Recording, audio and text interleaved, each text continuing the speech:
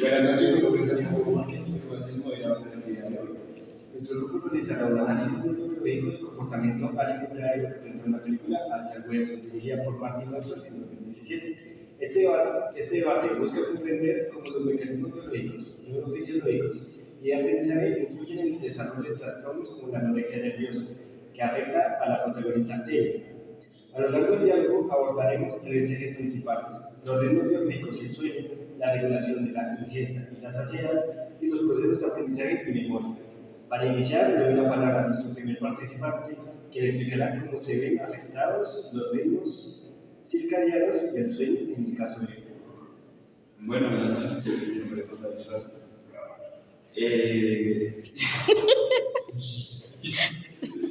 Bueno, sí, eso es el tema del número. Bueno, la película nos muestra que la protagonista muestra signos de insomnio, fatiga y desorientación. Eso se debe principalmente a alteraciones de los ritmos circadianos que se encuentran en el núcleo supraquiasmático en el núcleo supraquiasmático del hipotálamo, encargado de regular estos ciclos. Digamos, cuando se ha afectado los ciclos, se altera mucho lo que es la melatonina, la encargada de destruir lo que es todo el cortisol, que se refleja durante todo el día. Cuando se ven alterados esos ciclos, hay neurotransmisores que también conllevan una carga negativa o se afectan, ya sea como la serotonina y la dopamina, que son más que todo las hormonas, los neurotransmisores encargados de la felicidad y una regularidad emocional. Cuando se ven afectadas ellas, también es la depresión, la irritabilidad, los cambios de humor, también se ven reflejados cuando se afectan esos neurotransmisores. Gracias por tu intervención, compañero. La verdad, con lo que acabas de decir, podemos ver o podemos entender que los ritmos biológicos pueden alterar o intensificar el malestar tanto emocional como cognitivo. Ahora continuaremos con el segundo eje, centrado en los procesos fisiológicos de la ingesta y la saciedad, que explican por qué él pierde el control sobre su apetito y su percepción corporal. Cedo la palabra a nuestra segunda participante. Bueno, como podemos notar, tiene alteraciones en algunas zonas del cerebro, como en el hipotálamo, que es el que se encarga del hambre y la saciedad. En el hipotálamo lateral, que se ocupa del apetito, y en el núcleo ventral medial y arqueado, que se ocupa también de la saciedad, pero este lo hace a través de unas hormonas que serían la grelina y la leptina y la grelina. Por lo mismo son importantes porque el cerebro, como él deja de comer, entonces la leptina baja y el cerebro interpreta que no tiene hambre, que está satisfecho. No solo esto, también en este proceso interviene la dopamina, que es la que da la sensación de satisfacción al comer. Pero como él tiene una mala relación con la comida, como a la vez consumir alimentos, se pone a jugar con ellos y a veces ni come, entonces no le genera satisfacción al comer, por lo mismo se altera la dopamina. También está implicada el área de la insulina y de la corteza parietal. Esta se encarga de la percepción corporal, esto quiere decir cómo nos vemos a nosotros mismos. Y los anoréxicos suelen tener esta área alterada debido a su autopercepción en la que se afectan estas zonas. Y estas personas se suelen ver más gordas o sentirse de sobrepeso. Eso sería todo. Muy interesante.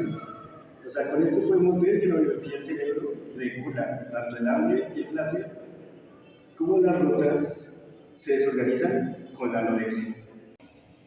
A continuación abordaremos nuestro último eje de la primera parte, el aprendizaje y la memoria, que explica cómo se consolidan esos comportamientos a nivel neurofisiológico. Ahora doy paso nuevamente a mi compañero. Digamos ahí lo que son, bueno, ¿cómo te explico? Cuando uno tiene una intensidad emocional muy fuerte, se asocia muy rápido. Sí, claro, porque digamos, en lo de él, todo su entorno familiar fueron conductas negativas que la afectaron. Entonces, ahí se refuerzan las conductas patológicas. conocida como las enfermedades. ¿Sí? Ok. Y bueno, y digamos ahí lo que ya empezó lo de la terapia, es un proceso de reaprendizaje. A entender que lo que ella tiene no es normal. ¿Sí? Entonces, por decirlo así, tiene que aprender a desaprender para volver a aprender. ¿Sí? Es como lo que dice ahorita la compañera, como la propia que tiene. Ok, eso me parece. No, pues, o sea, a partir de esas tres perspectivas, podemos notar que los trastornos alimentarios, como la anorexia, no son únicamente psicológicos, sino que tienen una base biológica y neurofisiológica compleja. En la segunda parte respondemos a las preguntas que preparé sobre la película Hasta los huesos. Analizaremos las causas de la enfermedad de Ellen, quién la ayudó realmente a salir de esta situación y otros aspectos importantes de la historia. Empecemos con la primera pregunta. ¿Quién creen que causó la enfermedad de Ellen? Participante número 1. Para mí, no fue como quién, sino quiénes. Porque también, digamos, en la interacción familiar hubo un abandono emocional enorme hacia ella. También la presión social influyó demasiado. Entonces, a veces no es como decir solo una persona, sino que fue un sumatorio de factores que la llevaron a eso. Yo estoy de acuerdo, pero también tenemos que ver desde la perspectiva social que él se metió a ese mundo realmente por imposición social.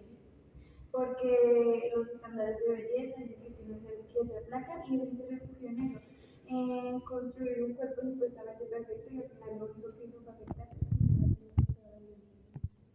Pero digamos también afecta mucho el entorno. Es que tanto, digamos, la familia la abandonó emocionalmente. Eso causa un quebranto emocional.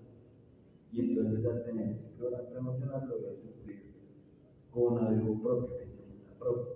Y ahí el entorno la cogió a ella. Pasemos a la siguiente pregunta. ¿Quién creen que realmente ayudó a Ellen a salir de ese estado? Participante número 1. Uy, el doctor. El doctor, porque digamos, muchas veces ella fue terapia, pero no como terapia de choque, que lo obligaba, le hacía, le estructuraba. Digamos, el doctor se acercó más a lo humano. No a lo como un doctor, sino como alguien que la quería y también más ameno. Digamos, ya cuando es así, es más accesible la persona a prestarse a una terapia que la ayude, que la mejore. Entonces, para mí fue el doctor. Ok, y participante número 2. Para mí fue lo que el chico del centro, que él realmente la hizo sentirse amada con su forma de ser, con sus defectos, y no solo esto, le mostraba que los tenía que mejorar a su tiempo y daba pequeños pasitos para ayudarle a salir adelante.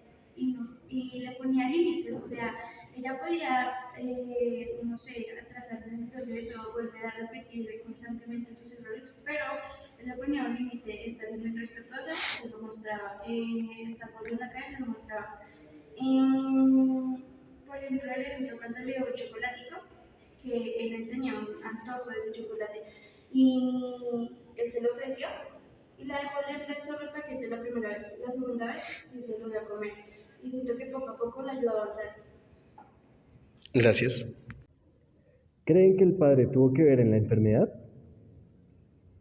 Participante 1. Sí, sí, claro, porque digamos, uno de los pilares fundamentales y primarios que uno tiene es el papá y la mamá. Al tener una falencia paterna o una ausencia, ya sea por las obligaciones diarias, el trabajo y eso, puede ella buscar cariño en otro entorno. ¿Sí? Digamos, en este caso, fue un entorno que le afecta mucho la comida, como en otros casos puede ser la droga, y eso, digamos, el padre sí influyó demasiado eso. Ok, ok. Y participante 2, ¿tú qué piensas? Yo estoy de acuerdo porque ella necesita una figura paterna que la apoyara con su enfermedad y no la estuvo. Muy seguramente necesitó refugiar con él y no estuvo. Y pues me parece ilógico decir que fue por laboral porque es Dios, desde que usted como tiene un hijo debe saber que debe tener responsabilidades laborales y también como él. Y ya por último, muchachos, ¿qué opinan sobre los métodos del psicólogo? ¿Eran los correctos? Participante número 1. Pues Sí, para el caso de él sí eran muy correctos, porque digamos ella ya estaba acostumbrada a unas estructuras rígidas en el cual se decía tal día se hace tal cosa. Y muchas veces eso no funciona porque literalmente es como llegar a arrastrarse a alguien. Cuando usted le da la libertad pero también lo guía, es diferente. ¿Sí? Por ejemplo, es un método más liberal que ella misma busque su motivación y no que le busque la motivación a ella. Eso sí dice iniciativa propia y para mí es más efectivo. Para mí no. Participante número 2. Bueno, para mí no, porque tiene un método muy liberal. A esas personas hay que ponerles un freno. Y sé que dices que es porque ya debe tomar la libertad de tomar sus decisiones, pero ¿cuántas veces la dejan salir de un internado y al final siempre la cagaba?